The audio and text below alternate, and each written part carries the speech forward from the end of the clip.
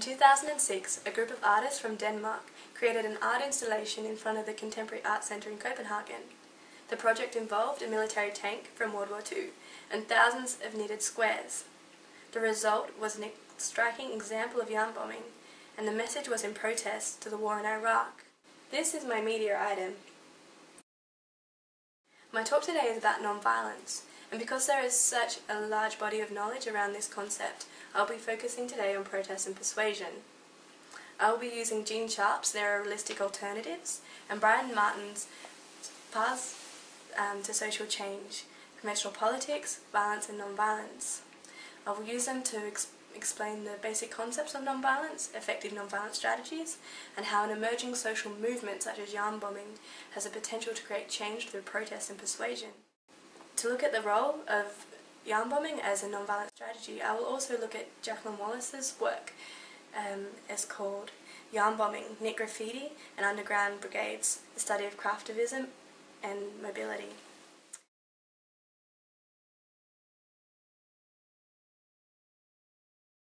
There are two general threads of non-violence, pragmatic and principled. Pragmatic non-violence is used in situations where it is sensible to refrain from using violence, and where more can be achieved through non-violent means. Pragmatic non-violence, while usually aligned with one's ethic code, is not necessarily tied to moral or religious beliefs. Principled non-violence, most famous for Mahatma Gandhi, is an adherence to non-violence due to religious and moral principles and convictions. It is sticking to non-violence no matter the suffering or the violence against you. I propose that we think of the Pink Tank project as a combination of the two.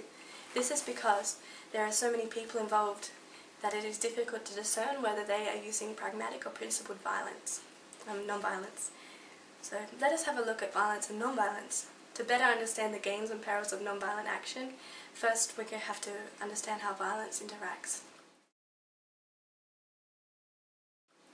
So violence is ingrained in our culture. It is both socially acceptable and unacceptable. For example, when terrorists, gangs or individuals use violence, it is socially condemned. But when governments, military forces or even freedom fighters use violence, it is seen as acceptable. They may use it to resolve conflict, maintain order or achieve political goals. The combat tank is a symbol of authorized violence. It represents to many people the fight and the noble efforts of our soldiers. Violence is thought to be the most effective and powerful action to halt bad violence, resolve conflict and punish wrongdoing. When violence is used effectively, the actors appear to have authority, power and strength. As Martin states, when violence is used by governments, it becomes conventional and seems normal. This normalization of violence keeps the power structure intact, and in some cases maintains peace and security. But it is not the only way to achieve peace, and most often violence is the cause of greater conflict. Therefore, Sharp argues, we must look for alternatives to the way we see and use violence. So this brings us to non-violence. Martin describes it as methods of action that are not violent and that are not conventional politics. He says that non-violent action can be treated as a set of techniques of struggle, melded together into a campaign. Non-violence can also be a way of life, a philosophy or personal behaviour and being. But compared to non-violent action, non-violent methods appear weak and naive. We can imagine that a group exercising violence will not listen to appeals through diplomacy. The invasion of Iraq in 2003 and the subsequent years of bitter, crushing war is an example of persistent, prolonged, authorized violence. The Middle East is seen as a region with, that is rife with ethnic, political, religious tensions. The terrorist attacks on the US in 2001 gave the pretext to later invade Iraq, a story we are all familiar with. The US felt threatened by terrorist actions and in turn responded with violence. Sharp explains this simply. In situations where fundamental issues are at stake, compromise is not an option. In this case, conflicts are considered acute, and people believe it is necessary to wage conflict as strongly as possible, and so the cycle of violence perpetuates. But how can we change this course? What means are available to us, the people? Sharp argues that the true power lies in the support or inaction of society, the cooperation of institutions and people. Throughout history, it can be seen that people have fought in conflicts without involving violence, but rather by using psychological, social, economic, or political methods. Brian Martin analyses the effectiveness of conventional politics, violence and nonviolence, in effecting social change.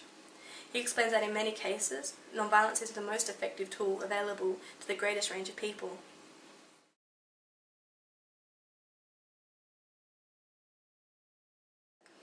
As Martin says, nonviolence is high on participation and is often used by those marginalised by conventional power structures.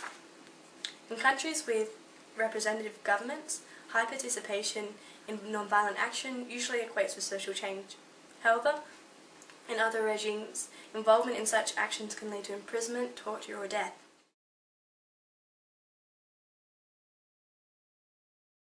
So there are different ways to use nonviolence, such as non-compliance, disobedience, boycotts, strikes and sanctions, rallies, marches, sit-ins, hunger strikes, and protests, just to name a few.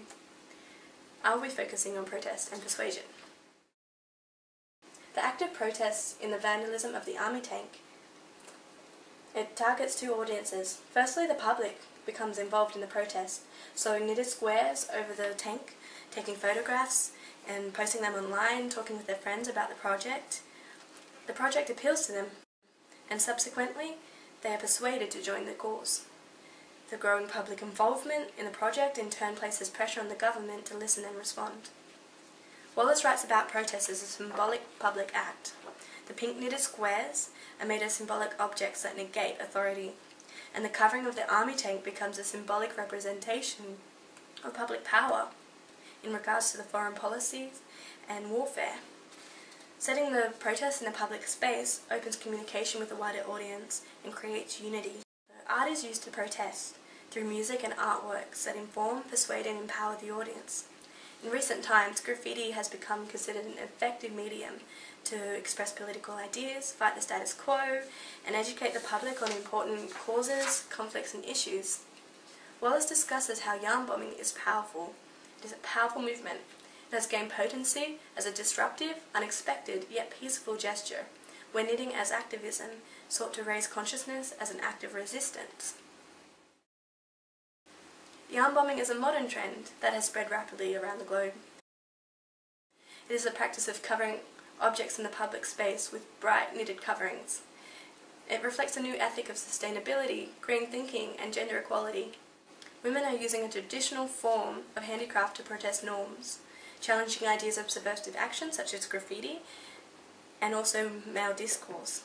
For them, according to Wallace, yarnbombing is a constructive approach to activism that encourages interpersonal interaction and everyday resistance.